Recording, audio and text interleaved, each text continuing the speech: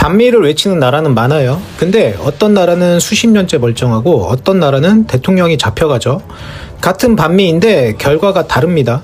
욕을 해도 되는 나라가 있고 욕을 하면 끝나는 나라가 있어요. 차이가 뭘까요? 73년치 사례를 다 뒤져봤습니다. 답은 도구 3개에 있었어요. 나라별로 안 볼 겁니다. 이번에는 도구별로 볼게요. 패권국이 다른 나라를 무너뜨릴 때 쓰는 도구, 그리고 그 도구가 안 먹히는 나라의 조건, 이 2가지를 봅니다. 그리고 마지막에 진짜 소름 돋는 게 있어요. 73년 전이나 지금이나 도구가 똑같다는 겁니다. 달라진 건 딱 하나예요. 바로 이제는 숨기지도 않는다는 거죠. 먼저 하나 짚을 게 있습니다. 오늘 이야기는 미국이 나쁘다가 아닙니다. 영국이 패권국이었을 때도 똑같이 했어요. 소련도 자기 세력권에게 똑같이 했어요. 패권국이면 다 이렇게 합니다. 오늘 볼 건 패권의 작동 방식입니다. 그 방식이 교과서처럼 일정하거든요. 크게 3가지예요. 첫째는 경제 교살이에요. 수출을 막고 달러를 끊고 화폐를 폭락시킵니다. 나라 살림이 무너지면 국민이 거리로 나오겠죠. 두 번째는 내부 공작이에요. 언론을 사고 정치인을 매수하고 시위대를 만들어요. 내부에서 무너지게 만드는 거죠. 세 번째는 명분 제조예요. 공산주의, 대량 살상 무기, 마약 카르텔. 시대마다 이름만 바뀌었을 뿐입니다. 이 3가지를 조합해서 씁니다. 근데 중요한 건요, 이 도구를 꺼내는 데는 조건이 있어요. 아무 나라한테나 쓰는 게 아닙니다. 비유를 하나 할게요. 달러는 고속도로입니다. 전 세계 석유가 이 도로 위로 달리죠. 미국이 이 도로의 주인입니다. 이 도로 위에서 욕을 해도 돼요. 경적을 울려도 됩니다. 이 도로 관리 엉망이야, 이렇게 소리 질러도 괜찮아요. 근데 옆에 새로운 도로를 깔겠다고 하면 그 순간 불도저가 옵니다. 또 어떻게 당했는지 보면 이 비유가 정확하다는 걸 알 수 있을 겁니다. 먼저 냉전시대 2개를 묶어서 볼게요. 구조가 거의 복사해서 붙이기입니다. 1953년 이란입니다. 모사데크 총리가 석유를 국유화했어요. 당시 이란 석유는 영국 회사 AIOC가 캐가고 있었습니다. 앵글로 이라니언 오일 컴퍼니, 지금의 BP 전신이에요. 이란 땅의 석유는 이란 것이다. 국민들이 열광했죠. 근데 그 다음이 교과서입니다. 영국 해군이 군함을 보내서 유조선을 막았어요. 수출이 막히고 기술자가 빠졌습니다. 석유 시설이 멈췄고 경제가 수직으로 떨어졌죠. 전형적인 경제 교살이에요. 도구 1번이죠. 그 다음 CIA가 들어왔습니다. 작전명 아작스. 현장 지휘관은 루즈벨트 대통령의 손자 커밋 루즈벨트예요. 그가 테헤란에서 한 일은 신문사를 사고 국회의원한테 돈을 줬습니다. 뒷골목 깡패한테 돈을 쥐어줘서 반대 시위대를 만들었죠. 내부 공작이죠. 도구 2번입니다. 1953년 8월 19일 쿠데타가 발생합니다. 친미 왕조 26년이 시작되죠. 이 작전이 공식 인정된 게 언제냐면요, 2013년이에요. 60년 뒤죠. 20년 후 칠레로 가볼게요. 1973년 칠레 아이엔데 대통령, 세계 최초로 선거로 뽑힌 사회주의 대통령이었죠. 그가 한 것도 국유화였습니다. 바로 구리광산이에요. 미국 기업 아나콘다, 케네코트가 갖고 있던 겁니다. 구리는 칠레 수출의 절반이었어요. 국민들이 칠레의 월급 봉투라고 불렀을 정도입니다. 닉슨 대통령이 CIA 국장을 불렀어요. 기록에 남은 그의 말을 보면요, 칠레 경제를 비명 지르게 만들어라. 미국 NSC에서 구리 가격 조작 방안을 공식 검토했어요. 실제로 아이엔데 집권 기간 동안 구리 가격이 25% 가까이 떨어졌죠. 또 경제 교살이에요. 도구 1번입니다. CIA의 프로젝트 퓨벨트도 발동됐습니다. 트럭 운전사 파업을 돈으로 사서 물류를 막았어요. 언론에 돈을 뿌려서 정부 비판 기사를 쏟아냈죠. 내부 공작까지. 도구 2번입니다. 1973년 9월 11일 피노제트 장군의 쿠데타가 있었습니다. 공군기가 대통령궁을 폭격했어요. 아이엔데는 대통령궁 안에서 사망했습니다. 근데 여기서 진짜 소름 돋는 게 하나 있습니다. 피노제트가 집권하고 나서 나라 살림을 어떻게 꾸렸냐면요, 아이엔데가 국유화한 바로 그 구리광산으로 꾸렸습니다. 미국 기업한테 돌려주지도 않았어요. 국유화를 그대로 유지했죠. 이게 뭘 의미할까요? 미국은 칠레가 구리를 국유화하는 게 싫었던 게 아닙니다. 자기들 것을 뺏기는 게 싫었던 거예요. 여기서 좀 더 생각해 볼 게 있습니다. 사우디는요? 사우디도 미국 기업 것이었던 아람코를 1980년에 국유화했어요. 근데 아무 일도 일어나지 않았습니다. 왜냐면요, 사우디는 석유를 달러로만 팔았습니다. 페트로 달러 시스템의 핵심 파트너가 된 거죠. 자기 것을 뺏었는데도 괜찮았어요. 왜일까요? 고속도로를 건드리지 않았으니까요. 오히려 그 고속도로를 같이 관리해주겠다고 한 겁니다. 칠레 아이엔데는 달랐어요. 미국 기업 자산을 뺏은 건 같은데 달러 체제에 순응하겠다는 보장이 없었죠. 사회주의 정권이 미국 자본의 순환 자체를 끊으려고 한 겁니다. 국유화가 문제가 아니에요. 달러가 돌아가는 구조를 건드렸냐가 문제입니다. 여기까지가 냉전시대 교과서예요. 경제를 흔들고 안에서 뒤집었죠. 근데 21세기부터는 방식이 달라집니다.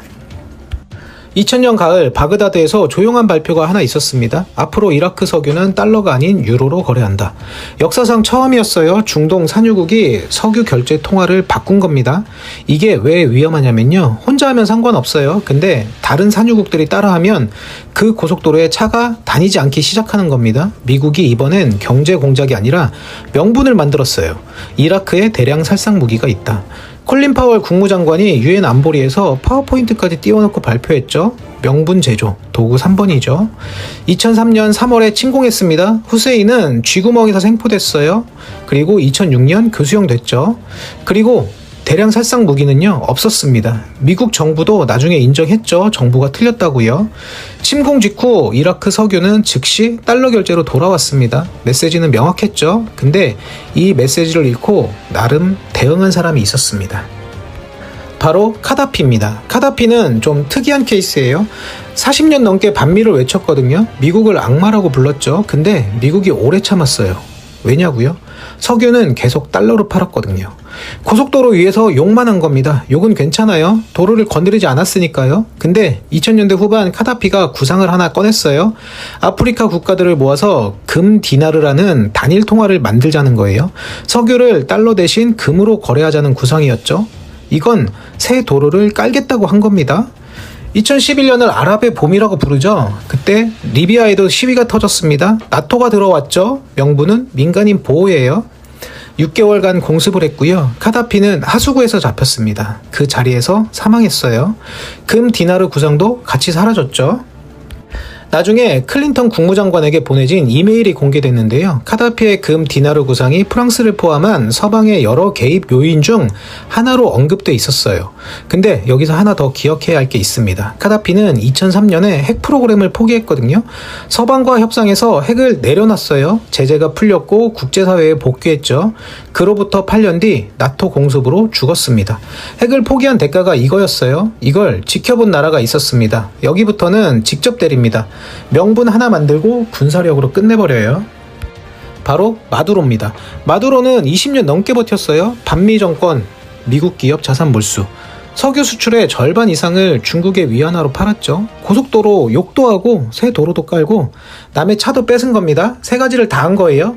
근데 왜 그렇게 오래 살아남았냐면요. 중국이 600억 달러 넘게 빌려줬습니다. 석유로 갚는 구조였죠.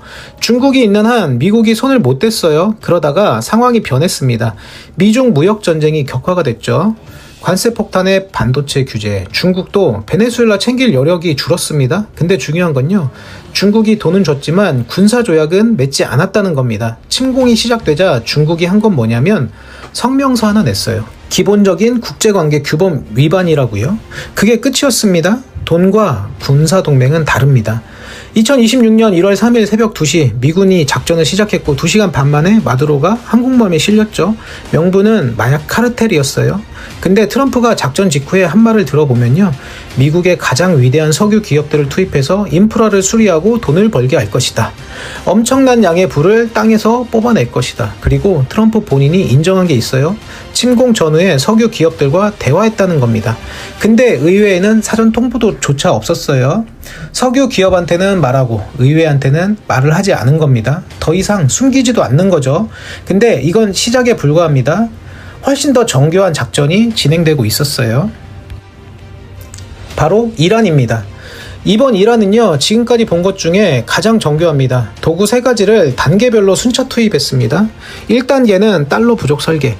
미국 재무장관 스콧 베선트가 2026년 2월 상원 청문회에서 직접 말했어요. 우리는 이란 내에 달러 부족 상황을 만들었다. 그리고 그 결과를 이렇게 설명합니다. 12월에 대형은행 하나가 무너졌고 중앙은행이 돈을 찍었고 화폐가 자유낙하했고 인플레이션이 폭발했다. 그래서 이란 국민들이 거리로 나온 것이다. 이게 공식 청문회 발언입니다. AP, NPR, 알자지라 전부 보도했어요. 같은 시기 다보스에서는 이걸 이렇게 불렀습니다. 경제적 국정술, 총 한 발 쏘지 않았다. 경제 교살, 도구 1번이죠. 근데 이번엔 직접 설계했다고 자랑까지 한 거예요. 그럼 그 설계가 실제로 어떤 걸 만들어냈느냐? 이제 2단계입니다. 경제를 붕괴시키고 시위를 폭발하게 만드는 거예요. 리아라가 1년 새 반토막이 났죠. 식품 물가 72% 폭등. 그러니까 사람들이 버틸 수가 없었던 거예요. 2025년 12월 테헤란 대형 시장 상인들이 셔터를 내리기 시작했습니다.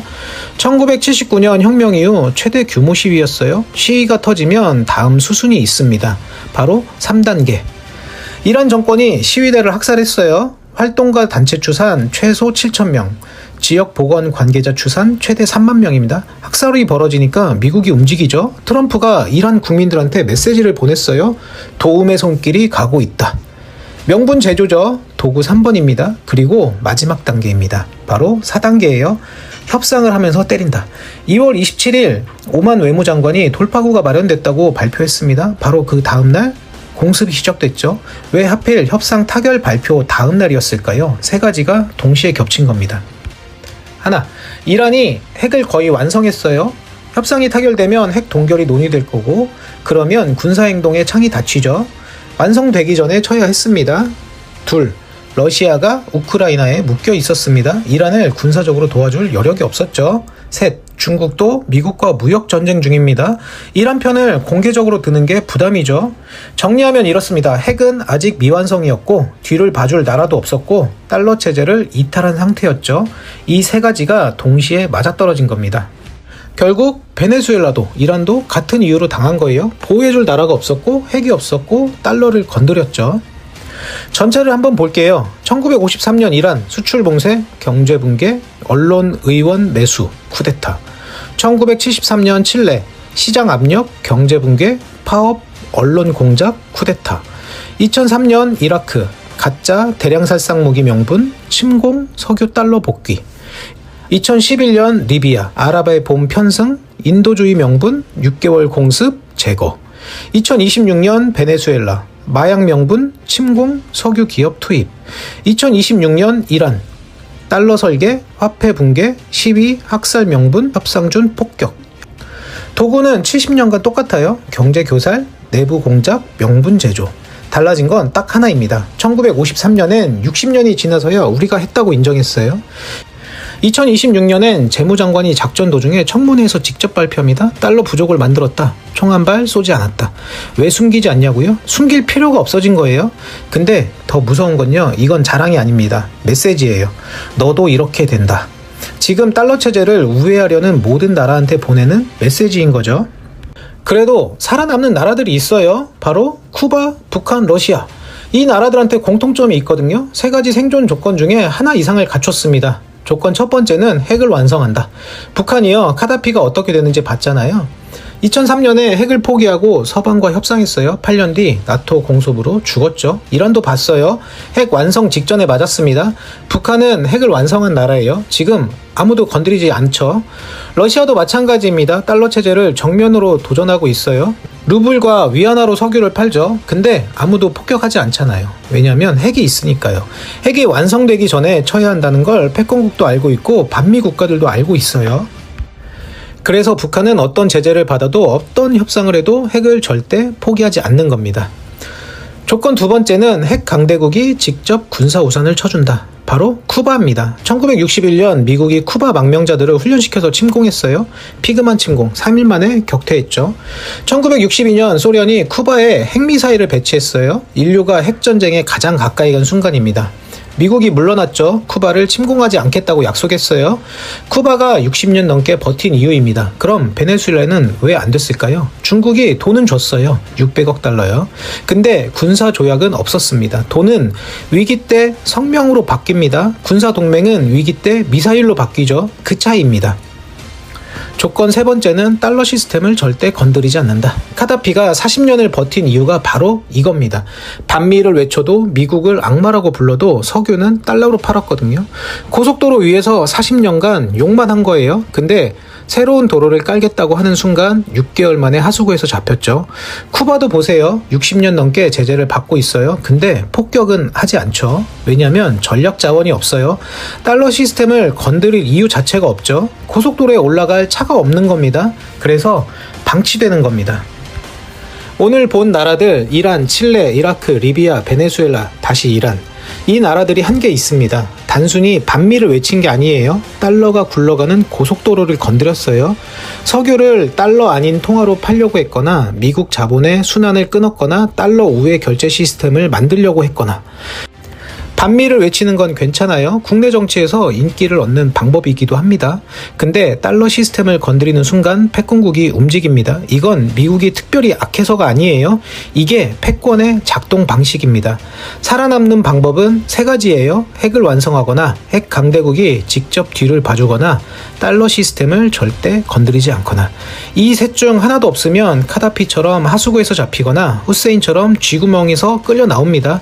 근데 지금 이 순간에 달러 고속도로 옆에 새 도로를 깔려는 나라들이 있어요. 브릭스 탈달러 움직임이 가속화되고 있습니다. 다음 차례는 어디일까요? 이번 영상은 여기까지입니다. 시청해주셔서 감사합니다. 돈의 맥락이었습니다.